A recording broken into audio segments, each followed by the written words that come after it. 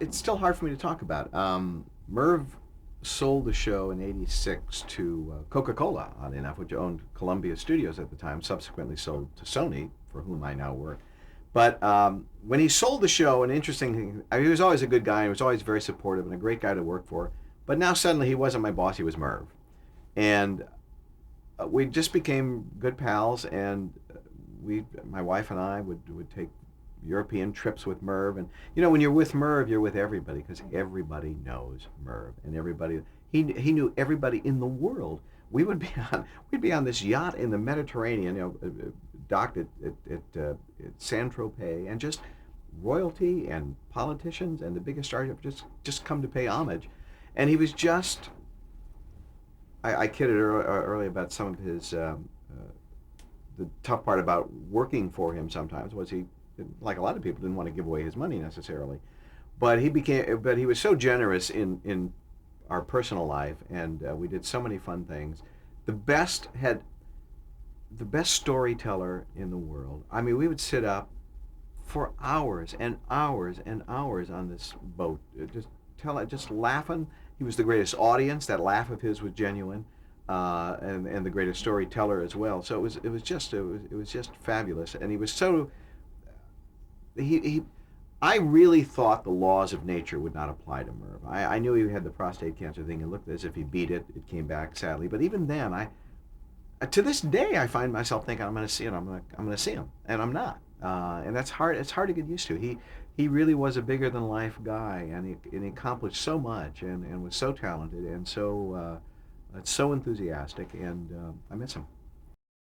Merv and I had a wonderful relationship. I loved that man. He gave me my job. He gave me what I have today, I feel.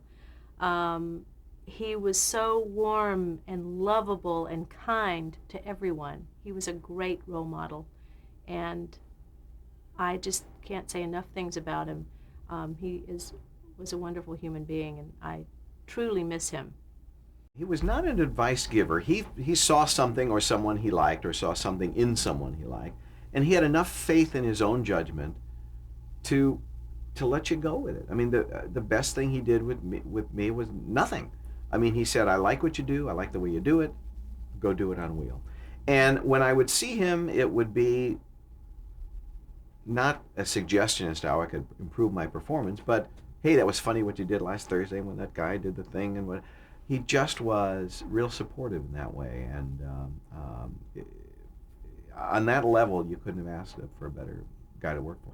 I guess just he was always himself, or he was always himself. He was never um,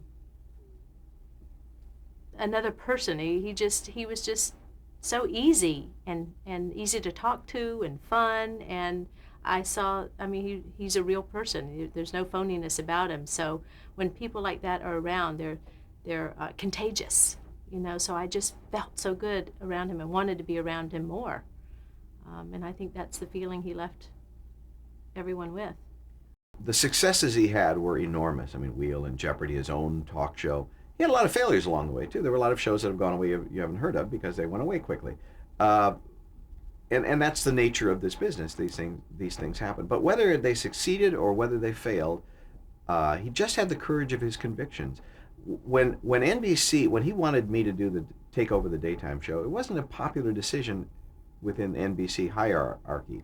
David Letterman had just finished a daytime version of his show, which almost killed daytime on NBC. It was a disaster. Same show he's doing at night, but it just didn't work during the day. People weren't ready for it. It was great at night.